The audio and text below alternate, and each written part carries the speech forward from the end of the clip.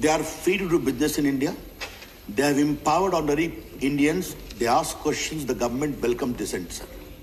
The feud between Indian government and Twitter has been quite controversial and full of ups and downs. I'm Arun Singh and I'm here to give you a brief timeline of what all happened, how it started and where is it at the moment. First, let's begin with how it started. It was in the month of February of this year when Indian government, or let's say Ministry of Information and Technology, asked Twitter to delete some of the tweets that featured hashtags targeting Prime Minister Narendra Modi. Twitter obliged but did not delete tweets done by politicians, activists or journalists. Then Twitter also withheld few accounts which were quickly recovered later. In its statement, Twitter said, because we do not believe that the actions we have been directed to take are consistent with Indian law and in keeping with our principles of defending protected speech and freedom of expression, we have not taken any action on accounts that consist of news media entities, journalists, activists and politicians. We will continue to advocate for the right of free expression on behalf of the people we serve.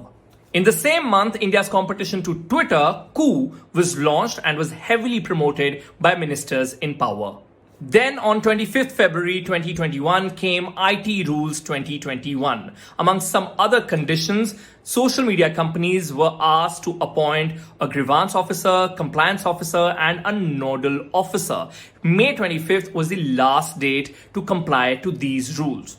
In the same month, in alleged Congress Toolkit case, tweets done by a few BJP leaders were tagged as manipulated media. And then happened quote-unquote raids at Twitter's offices in Delhi NCR. Twitter was recently taken to court by a user who came across defamatory posts and could not find India-based grievance officer. So that was one of the conditions of these rules, that the grievance officer had to be India-based. Also, in absence of complying to these rules, Twitter lost its protection on user-generated content. That meant that it could be held accountable for everything anyone posted on the medium. In Ghaziabad assault video case, a complaint was lodged against Twitter India head Manish Maheshwari as well.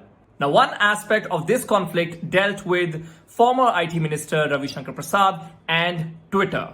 In the month of March, Ravi Shankar Prasad came down heavily on social media apps. They are free to do business in India. They have empowered ordinary Indians. They ask questions. The government welcomes dissent, sir. The issue is not of use of social media. The issue is of abuse and misuse of social media. In June, he was restricted from his Twitter account for an hour due to violation of the Digital Millennium Copyright Act of the USA.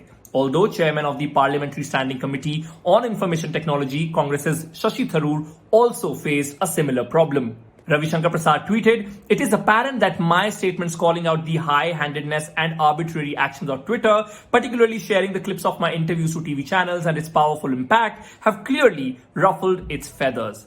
In recent cabinet reshuffle, he lost this ministry and many believe that this feud became bigger and it brought bad publicity to India, hence this move. In the end, let's quickly talk about the recent updates. On July 11th, Twitter has appointed Vinay Prakash as resident grievance officer, and in its first grievance redressal report, it says that it suspended 18,000 accounts and took action against 133 posts. And if you thought that Twitter isn't soup only in India, then you're mistaken, because in Nigeria, it has been blocked indefinitely after it deleted posts done by the president. That's all I had for this video. I'm Arun Singh. It's a goodbye from my side.